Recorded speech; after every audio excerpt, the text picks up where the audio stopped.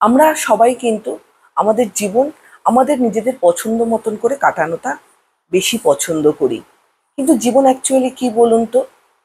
এই যে আমরা নিঃশ্বাস নিচ্ছি, সকালবেলা থেকে উঠে সারাদিন কাজকর্ম করছি, ঘুরতে যাচ্ছি, বন্ধু বান্ধবের সাথে আড্ডা মারছি, কোনো পার্টিতে যাচ্ছি, সিনেমা দেখছি বা রান্না করছি, তো এটাই কি জীবন?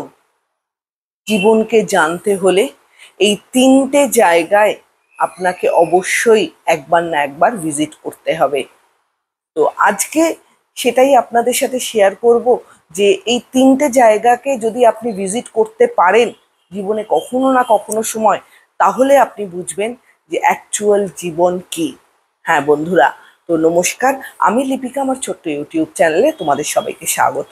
আজকে যে তিনটে জায়গার কথা বলবো সেই তিনটে জায়গার মধ্যে প্রথম রয়েছে হচ্ছে হসপিটাল, সেকেন্ড যে জায়গাটা রয়েছে সেটা হচ্ছে জেল, আর থার্ড যেটা রয়েছে সেটা হচ্ছে শ্মশান ঘাট।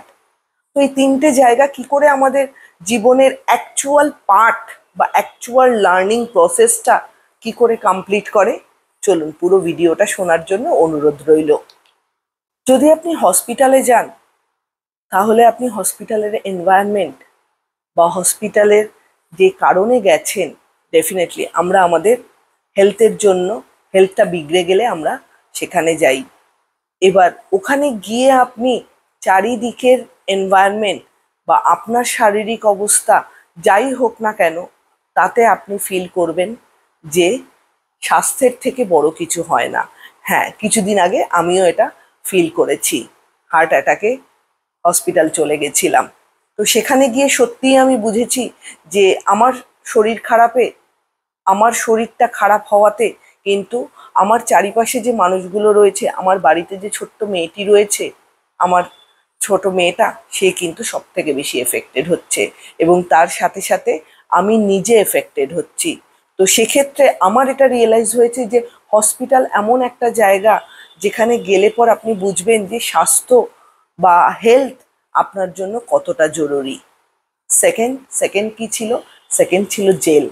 জেলে গেলে পর আপনার জেলের এনভায়রনমেন্টটা ভাবুন, চারিদিক লক, আপনি চাইলেও বেরোতে পারবেন না। জেলে গেলে পরই আপনি একমাত্র ফিল করতে পারবেন ফ্রিডমের অ্যাকচুয়াল যে পার্টটা, যেটা আমরা এনজয় করতে চাই সেইটা। আর লাস্ট শ্মশান ঘাট। শ্মশান ঘাটে গেলে পর আপনি বুঝবেন, এই যে আমরা অনেকেই বলি আমি না থাকলে তোমার এটা হতোই না, আমি না থাকলে তুমি পারতেই না। তো শ্মশান ঘাটে গেলে পরই আপনি একমাত্র বুঝবেন যে আপনি আজকে মরলে কালকে দুদিন, তো আপনার জন্য কিছু থেকে থাকবে না। এই যে আমরা নিজেদেরকে নিয়ে গর্ব করি, নিজেদের চাওয়া পাওয়াগুলো নিয়ে হিংসা করি, জেলাসি হই, তো এইগুলো না করে একসাথে থেকে ভালোভাবে বাঁচাটা কিন্তু আমাদের সবার প্রয়োজন। তো এই তিনটে জায়গার কথা বললাম, এই তিনটে জায়গা আমাদেরকে কিন্তু সত্যিই রিয়েলাইজ করায়।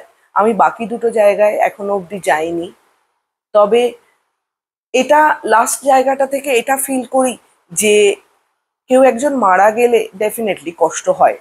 আমি আমার বাবাকে হারিয়েছি, তো কষ্ট ডেফিনেটলি হয়, কিন্তু কষ্ট হলেও তার জন্য আজকে সে অনেক বছর নেই, তার জন্য কিছু কি বন্ধ থেকেছে আমার লাইফে বা আমাদের বোনেদের লাইফে বা আমাদের কারোর লাইফে।